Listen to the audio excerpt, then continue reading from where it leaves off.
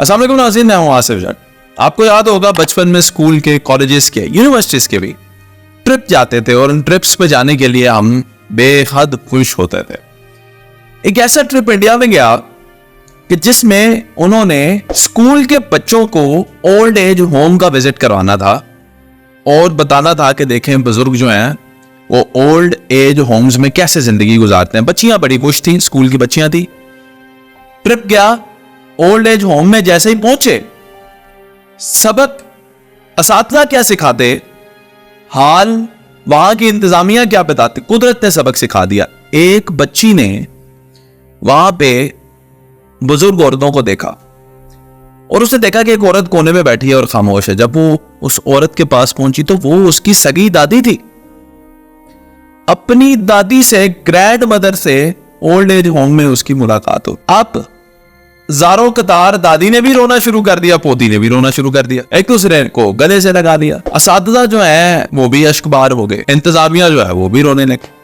भाई हो क्या गया है? तो इस तरह के ट्रिप्स जो हैं वो मैं समझता हूं कि शायद उस स्कूल की हिस्ट्री में ना ऐसा कोई दोबारा ट्रिप होगा और ना ओल्ड एज होम वाले कोई ऐसा तजर्बा दोबारा देखेंगे। पर क्या उस बच्ची ने दोबारा सारा वक्त अपनी दादी माँ के साथ गुजारा, दिल की बातें कहीं, दिल की बातें सुनी।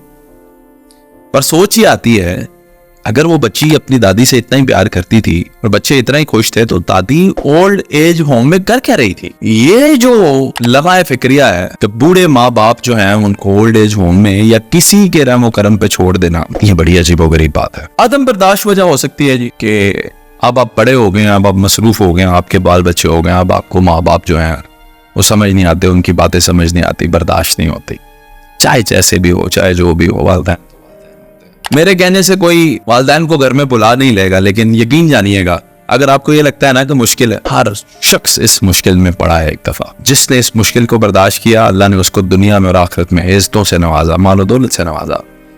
जिसने इस मुश्किल की घड़ी में वालदैन का साथ छोड़ दिया, यकीन जाने कि आपके बच्चों की तरह ही वो भी बच्चे बन चुके होते हैं। छोटी छोटी बातों पे जिद करेंगे, अड़ जाएंगे, क्योंकि उनका हक दावा है ना, आप औलाद हैं उनकी।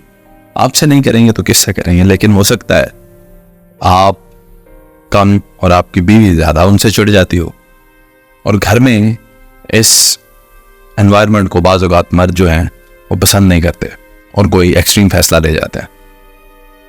खुदारा मेरी रिक्वेस्ट पे, अगर आप अपने वालिदैन से किनारा कशी कर चुके हैं आज, एक दफ़ा उन्हें फ़ोन कर लें, शायद अल्लाह आपका दिल बदल दे।